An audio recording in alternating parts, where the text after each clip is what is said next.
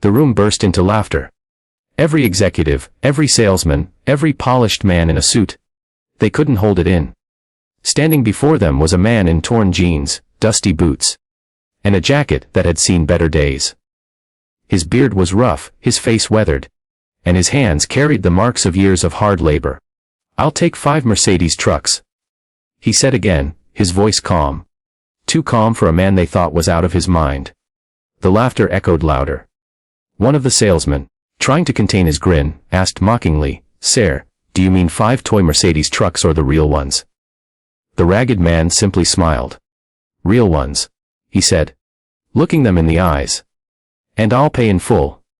No one believed him that day. But 3 days later, those same men stood frozen, unable to speak, when the truth about who he really was came out. It was a hot summer afternoon when the ragged man walked into the biggest Mercedes dealership in the city. His name was Samuel Grayson, but no one knew that. To them, he was just another poor old man wandering in from the streets. His clothes were faded, his boots cracked, and his hair long and unkempt. He didn't look like someone who could afford even the cheapest car there, let alone a fleet of brand new trucks. Samuel had worked all his life in construction. He built houses for other people, repaired broken roads, and carried bricks until his hands turned to stone. Life had never been kind to him. His wife passed away young, and his only son moved abroad, chasing dreams Samuel never understood. But through all the hardship, Samuel had a dream of his own, one that no one knew about. He'd spent years building a small transport company from scratch. At first, it was just an old pickup truck that he used to haul materials for local builders. Then 2 trucks. Then 3. He saved every coin, ate simple meals, and never once showed off what he had. People saw him as just another old worker, but Samuel was quietly growing something powerful. That day, he had come to buy trucks for a massive new contract. One that would change everything for his small company. When he stepped inside the dealership, the air-conditioned lobby hit his sunburnt face like ice. Salesmen in tailored suits looked at him, whispered, and smirked. One finally approached, forced smile on his face. "Sir, this isn't the service center.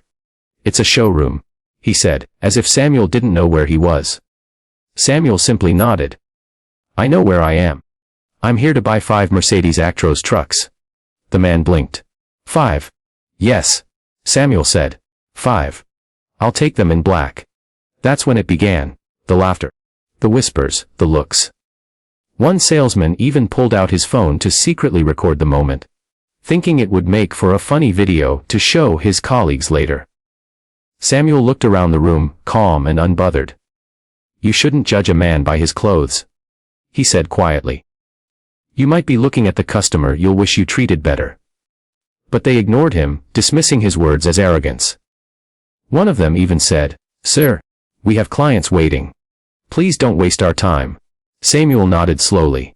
"All right then," he said, his voice steady.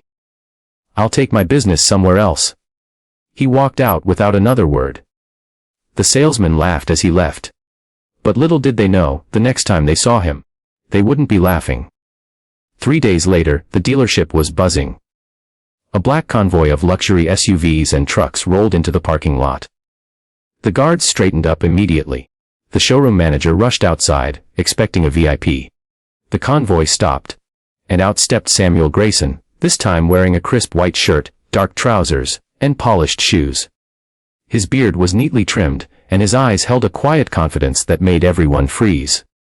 The same salesman who had mocked him stood there, jaw half open. "Yes, sir, welcome back," he stammered. Samuel didn't say a word at first. Instead, he turned to the men stepping out behind him. Business associates, managers, and a few workers in uniform. They were all part of his transport company, Grayson Logistics, now one of the fastest growing companies in the region. He looked around the room where he had been laughed at just days ago. "I came here to buy 5 trucks," he said. "But since no one believed me, I bought them from your competitor across the street. In cash." The manager's face turned pale. "And now," Samuel continued, "I'm here to buy 20 more. But not from you. I just came to tell you what happens when you judge people by what they wear, not who they are." The room was silent. The laughter that once filled the air had vanished, replaced by shame.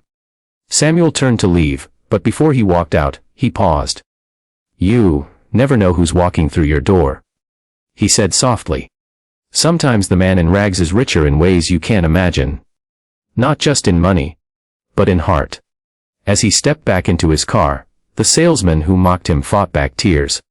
He realized too late that he had laughed at a man who had built everything from nothing, with his own 2 hands. That night, Samuel drove home, the city lights reflecting on his windshield. He smiled faintly, remembering the laughter that once echoed in his ears. He didn't need to prove anything to anyone. But he had reminded the world of one simple truth. Respect is free to give but priceless to earn. Because the ragged man who walked into that showroom had never been poor. He had only been underestimated. And those who laughed at him learned that true wealth isn't worn.